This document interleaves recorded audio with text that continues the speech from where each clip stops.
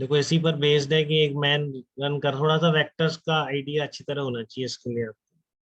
तो इस तरह की प्रॉब्लम काफी जल्दी कर देते हैं। ठीक है कि man is running on a horizontal road at 8 kilometre per hour and find that rain is falling vertically.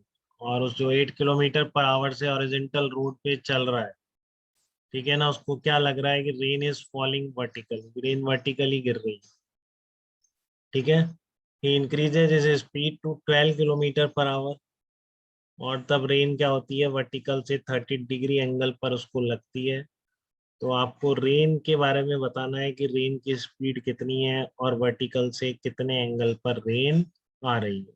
ठीक है, जैसा ये बोलता है वैसा बनाते जाओ तो एंड 2 मिनट में क्वेश्चन सॉल्व हो जाता है। फिजिक्स में इतना ही होता है, कोई ट्रिक नहीं चाहिए होती है, कोई आईक्यू नहीं चाहिए होता है, थोड़ी बहुत समझ चाहिए होती है, बस एकदम बेसिक सेंस।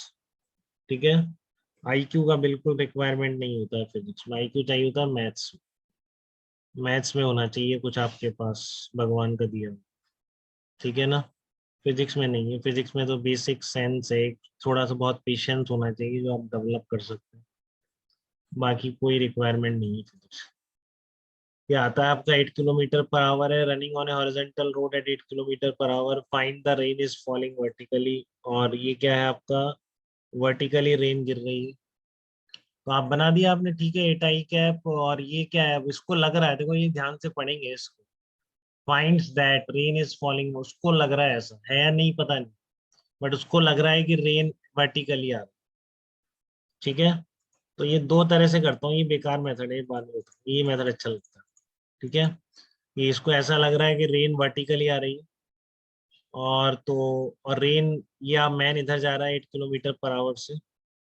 ठीक है, तो अब रेन ग्राउंड के रिस्पेक्ट में कैसे आ रही होगी। देखो ग्राउंड के रिस्पेक्ट में इधर नहीं आ सकती है। आप सोचो कि मैं इधर बना दूं, क्योंकि आपको जो रिजल्टेंट है velocity of rain with respect to man का, इन दो वेक्टर्स का सम है, rain with respect to ground और minus velocity of man with respect to ground, इन दोनों का रिजल्टेंट है। और ये रिजल्टेंट बता रहा है कैसा दिख रहा है, वर्टिकल। तो क्या आप अगर rain with respect to ground ऐसे बना दोगे, और ये आपका minus velocity of man with respect to ground है, तो इन दो वेक्टर्स का रिजल्टेंट कभी इधर आ सकता है क्या बेटा। आपको समझ है क्या बेसिक पैरेललोग्राम लॉ, कि अगर दो वेक्टर्स ऐसे हैं तो रिजल्टेंट ऐसे आना चाहिए, तभी डायगोनल कंप्लीट हो। ठीक है ना, इधर कहीं आएगा इस तरीके से, ऐसे रिजल्टेंट है, ये नहीं आ सकता। ये बात आती है कि आपको, बताइए आयुषी, ये बात क्लियर है आपको। Yes sir. हाँ, कि अगर आपने रेन को, असली मैं इधर नहीं मान रहा हूँ, इसलिए मैं इधर मान रहा हूँ कि rain with respect to ground let से वर्टिकल से थीटा एंगल पर है। तो अब ऐसा हो सकता है कि ये जो दो वेक्टर्स हैं इनका रिजल्टेंट इस वेक्टर के परपेंडिकुलर है, इस डायरेक्शन में। ठीक है, तो अभी इन दोनों को वेक्टर्स का रिजल्टेंट अगर इधर आ रहा है, तो सीधी सी बात है इस डायरेक्शन में इनके कंपोनेंट बैलेंस होनी चाहिए।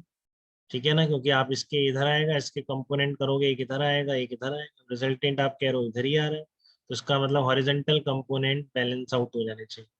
तो इधर कितना है, 8 है इसका मैग्नीट्यूड, इसका मैग्नीट्यूड कितना आएगा इस डायरेक्शन में, यह है 8 is equal to velocity of rain with respect to ground sine theta. तो एक इक्वेशन तो यहाँ, ये थीटा और ये इस पे फोकस करिए, ये निकालना है। ठीक है, तो पहली बात तो ये है कि जब उसको वर्टिकल लग रही है, पहला केस ले लिया मैंने, 8 किलोमीटर पर आवर से चल रहा है और उसको ऐसा लग रहा है कि रेन वर्टिकली डाउनवर्ड गिर रहा है। अब उसने क्या किया, अपनी स्पीड को बढ़ा दिया, उसने 8 से 12 किलोमीटर पर आवर स्पीड कर दी है। और अब उसको कैसा लग रहा है बेटा, अब उसको लग रहा है कि रेन वर्टिकल नहीं आ रही, बल्कि कैसे आ रही है, 30 डिग्री पर आ रही है वर्टिकल्स। ठीक है, अब उसको लग रहा है वर्टिकल से 30 डिग्री के, तो पहले ये जो वेक्टर 8 था, अब वो कितना हो गया, 12। ठीक है, तो इसलिए मैं बोल सकता हूँ कि अगर वर्टिकल से अब शिफ्ट होना है, ठीक है ना, पहले ऐसे लग रहा था rain with respect to man. अब जो rain with respect to man करेगा वो क्या करेगा, उसको चेंज करना है उसको, तो यहाँ पे थोड़ा सा करेक्शन करिएगा, ये गलती हो गई, अब सही नहीं हो पाया, याद ही नहीं रहता, ये rain with respect to man नहीं है ना।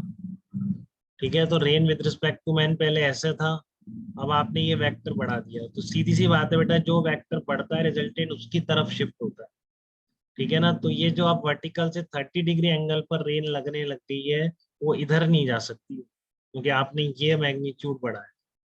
ठीक है, इसका मैग्नीट्यूड तो फिक्स है, तो भगवान करा रहे हैं ground, rain with respect to ground, और थीटा ये तो फिक्स है। अब मैन अपनी स्पीड बढ़ाता जाएगा तो ये थोड़ी नहीं चेंज होगी, ये वैसा ही है। और इसका मैग वेक्टर का मैग्नीट्यूड बढ़ गया तो डेफिनेटली ये जो वेक्टर पहले ऐसे था अब इधर शिफ्ट हो गया। तो कितना शिफ्ट हुआ दे रखा है 30। अब ये 30 तो ये 60। तो क्या आ गया, अब ये दो वेक्टर्स हैं आपके, ये वाला और एक ये वाला, जिनका रिजल्टेंट ऐसे आ रहा है। तो आप टेन थीटा वाला फार्मूला लगा दो, इसमें क्या वेक्टर जोड़ने नहीं आते क्या? आप बिल्कुल आते हैं। ठीक है, तो ये आपका 12 है, ये बारिश हो रही है ग्राउंड के रिस्पेक्ट में, तो इन दोनों का जो रिजल्टेंट है वो 60 डिग्री पर आ रहा है, तो टेन 60 लिख दो। देखो ये आना चाहिए, ये नहीं आता तो फिर मैं क्या कर सकता हूँ, मेरे हाथ में कुछ नहीं। ठीक है, अगर ये दो वेक्टर्स हैं, इनका रिजल्टेंट ऐसे आ रहा है तो ये लिखना आना चाहिए। टेन 60 कितना होगा, rain with respect to ground sine of angle between them both vectors 90 plus theta, upon जो यहाँ पे जिसके साथ एंगल देखते हैं वो अकेला रहता है तो 12 आएगा, plus rain with respect to ground cos 90 plus theta. तो ये क्या बना, माइनस साइन थीटा बना। ये वैल्यू दे रखी, रख दो। 12 माइनस 4 ये आ गया, rain with respect to ground cos theta is equal to 4√3। तो आपको इन दोनों इक्वेशन से अब दोनों वेरिएबल्स निकल सकते हैं क्या? बहुत standard method. Square and add कर दो तो rain with respect to ground आ जाएगा, और डिवाइड कर दोगे तो टेन थीटा।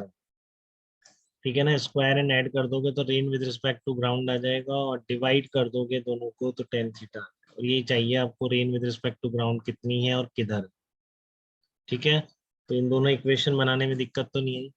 और जिनको वेक्टर का इतना फेयर आइडिया नहीं लगता है वो फार्मूला लगाएंगे रिगुलसली, और बस वो एक्स और वाई मान लेंगे, वो इस तरह करेंगे। देखिए आपने एट आई कैप माना, सी जे कैप मान ली। ठीक है, तो rain with respect to man क्या होगी, इन दोनों वेक्टर का सम। तो ये आपने मान रखा है, रेन का रैंडम मान लिया था आपने, ए आई कैप प्लस बीजे। ठीक है ना, ये गिवन था eight i cap minus eight i cap, दोनों इक्वेट कर दिए तो एक ही वैल्यू एट आ। तो एक कंपोनेंट तो पता पड़ गया आपको, a i cap plus b j cap, eight i. ठीक है, दूसरा क्या है, ये आपका rain with respect to ground ही मानी है मैंने, ध्यान रखना। ठीक है ना, तो अब जो है आपका rain with respect to man, फिर वही फार्मूला 12 हो गया है माइनस 12 वाई। इसका एक पता पड़ गया तो लिख दो आप, दूसरा अभी भी अननोन। ठीक है, तो कितना आ गया, 8 माइनस 12 आई कैप प्लस बीजे कैप। तो ये आ गया आपका -4 आई कैप प्लस बीजे कैप। ठीक है, ये कितना आ गया, -4 आई कैप प्लस बीजे कैप है। अब इसका जो है वर्टिकल से एंगल है ये 1030। ठीक है ना, ये आप 1030 कर दो बस। ये आ गया ना, ये कह रहा है वर्टिकल से 30, तो वाई से कितना बना रहा है, वाई से 30 डिग्री एंगल बना रहा है वाई एक्सिस से। तो 1030 कितना हो जाएगा, b/4 हो जाएगा क्या, सॉरी 4/b। 1030 कितना हो जाएगा, 4/b। ठीक है ना, एक्स एक्सेस वाई एक्सेस है, ये जो वेक्टर है आपका वाई के साथ कितना बना रहा है, 30 डिग्री एंगल बना रहा है। तो क्या आप बी नहीं निकाल सकते क्या, बताइए। तो क्या आप बी नहीं निकाल सकते क्या, निकाल सकते हैं, तो वहां से बी आ जाए। तो इस तरीके से भी आप निकाल सकते हैं rain with respect to man. ठीक है,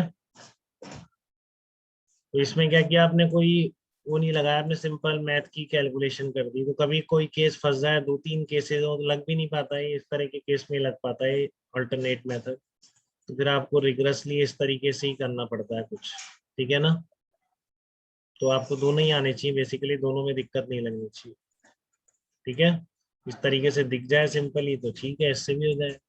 नहीं दिखे, जैसे मेनली इंक्लाइन प्लेन पे जब ऐसा होता है, इंक्लाइन प्लेन पे उतर रहा है और उसको बारिश ऐसे लग रही है, तो फिर ये मेथड ही आपका सही रहता है, कंपोनेंट कंपोनेंट होके निकाल लेते हैं। ठीक है, क्लियर है, कोई डाउट तो नहीं है आपको इस प्रोसेस में? No sir. दोनों मेथड क्लियर होने चाहिए, चाहे से आप कंपोनेंट्स करें या फिर आप आई कैप जे कैप करके निकालें। आयुषी कहीं डाउट तो नहीं है बेटा आपको? Sir no sir. Okay, sir हाँ कौन बोल रहा है, आयुष?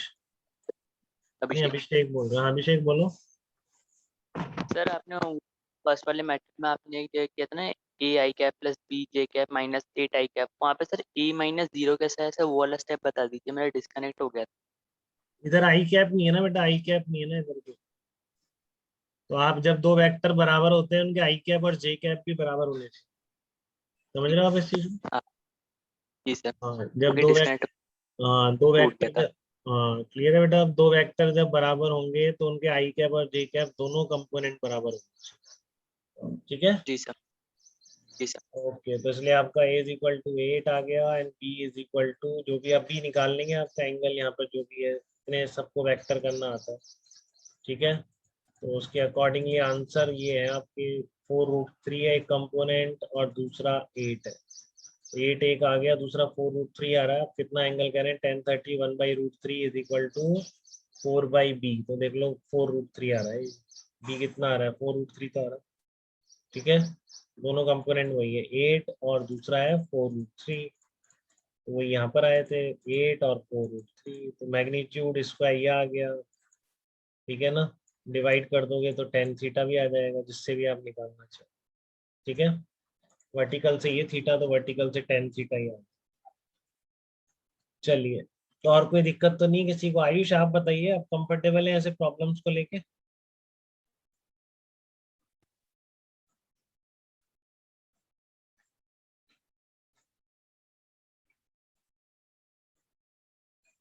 ओके बेटा।